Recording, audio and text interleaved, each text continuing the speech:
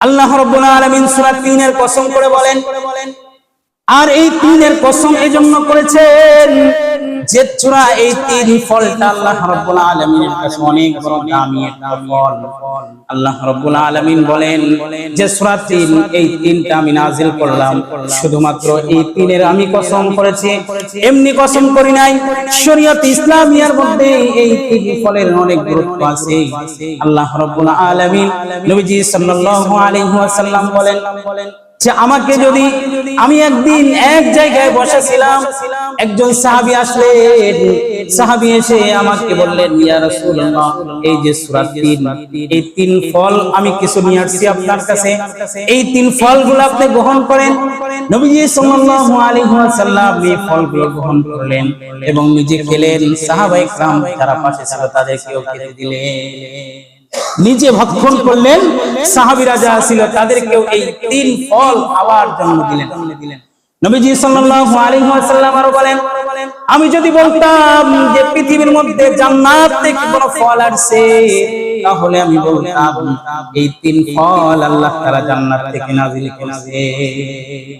৩ ফল এটা এত গুরুত্বপূর্ণ, আল্লাহ রাব্বুল আলামিন অসংখ্য অগণিত শিফা দিয়ে রাখছেন এই ৩ ফলের মধ্যে। শুধু তাই নয়, আল্লাহ রাব্বুল আলামিন এই ৩ ফলের কসম করলেন আরেকটা গুরুত্বপূর্ণ কারণে।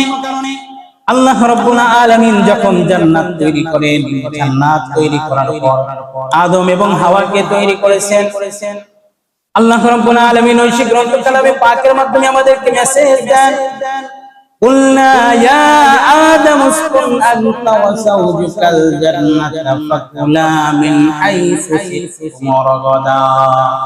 আল্লাহ তাআলা বলেন যে ও আদম এবং হাওয়া, তোমাদেরকে আমি সৃষ্টি করলাম, এই যে জান্নাত নামক একটা জায়গা দিলাম, এই জান্নাতে তোমরা থাকবা, খাবা, ঘুরবা ফিরবা, লেকিন ওই যে একটা গাছ দেখা যায়, ওয়ালা তাকরাবা হাদিহি শাজারা, ওই যে গাছ দেখা যায় ওই গাছের নিকটবর্তী হবে না। যদি এই গাছের নিকটবর্তী হও তাহলে তোমরা জুলুমকারীর অন্তর্ভুক্ত হয়ে যাবা।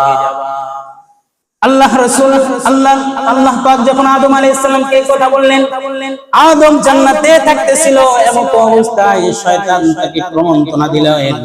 শয়তান প্রমন্ত্রণা দিয়ে তাকে সেই গাছের কাছে নিয়ে গেলেন, সেই গাছের ফল খাওয়ালেন। এক পর্যায়ে গিয়ে তার মধ্যে থেকে সমস্ত ফল খাওয়ার সাথে সাথে আল্লাহ তাআলার হুকুমে শরীরের যত কাপড়গুলো আছে খুলে খুলে পড়ে গেল। এখান থেকে গুরুত্বপূর্ণ একটা, এই তাফসীর থেকে গুরুত্বপূর্ণ একটা পয়েন্ট আপনি জানতে পারেন। এটা কি? শয়তান আপনাকে চাইবে উলঙ্গ করতে। জান্নাতে যেমনি ভাবে আমার বাপকে আমার মাকে উলঙ্গ করে আসছে না, শয়তানের ডিউটি কি জান্নাতেই শেষ না দুনিয়াতেও শুরু? দুনিয়াতেও শয়তানের ডিউটি থাকবে কি থাকবে না? এজন্য শয়তান চায় আমাকে আপনাকে অপদস্থ করতে, উলঙ্গ করতে, সম্মান নষ্ট করতে। এই কারণে শয়তানের সম্পর্কে আমি আপনাকে পড়া যাবে না। শয়তান যেমনি ভাবে জান্নাতে আমার আপনার পিতামাতাকে লজ্জিত করেছেন, আজও কিন্তু সেই শয়তান আছে এবং মৃত্যুর আগ পর্যন্ত, যার যার মৃত্যুর আগ পর্যন্ত সবার শয়তান।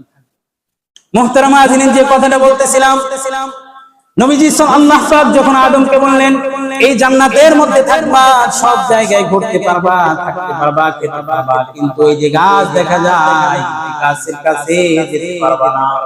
শুধু গাছের কাছে যেতেই পারবা না, খাবারও খেতে পারবা না।